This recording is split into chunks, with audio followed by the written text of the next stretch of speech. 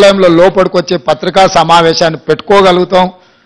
మీరు మంత్రులతోని ముఖ్యమంత్రులతోని కూర్చోగలుగుతారని మీరైతే భావించినరో లేదో కానీ ప్రజాప్రతినిధులుగా మేమే ఈ లోపలికి రాలేక పోలీసులు అడ్డుకుంటే అట్నుంచి అటే వెళ్ళిపోయినాం. మరి మీకు ఆ మార్పు కనిపిస్తుందో లేదో నాకు తెలియదు. ఖచ్చితంగా ఆ మార్పును మీరు చూస్తున్నారు. భవిష్యత్తులో ఇక్కడ ఇదే హాల్లో పూర్తి స్థాయిలో మా మంత్రివర్గ సహచరులు, ఉప ముఖ్యమంత్రి గారు, మేము కానీ ప్రభుత్వం వైపు నుంచి అధికారిక కార్యక్రమాలు ఏమైనా చేపట్టినప్పుడు ఇక్కడనే పత్రికా సమావేశాన్ని ఏర్పాటు చేయడానికి ఒక మీడియా కాన్ఫరెన్స్ హాల్ కూడా క్రియేట్ చేయమని చెప్పి మా చీఫ్ సెక్రటరీ గారికి మేము ఆదేశాలు ఇవ్వడం జరిగింది. తొందరలోనే ఇక్కడ మీడియా మందిరం ఉంటుంది. మేము స్వేచ్ఛనిస్తాము.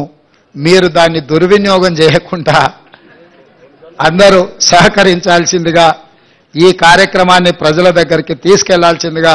మాకు తెలుసు ఢిల్లీలో కూడా నిన్న మీడియా మిత్రులు కలిసి వినతి పత్రం ఇచ్చారు. మీ సమస్యలు కూడా చాలా ఉన్నాయి, చాలా కాలం నుంచి పేరుకపోయినాయి. తొందరలోనే వాటన్నిటి మీద కూడా దృష్టి పెడతాము. ఎవరూ ఆందోళన చెందాల్సిన పని లేదు. ఈ ప్రభుత్వం మీది, మీకోసం పనిచేస్తుంది, ప్రజల కోసం పనిచేస్తుంది. ప్రజలకు పనిచేసే విధంగా మీరు మాకు సహకరించాల్సిందిగా కోరుకుంటున్నాను.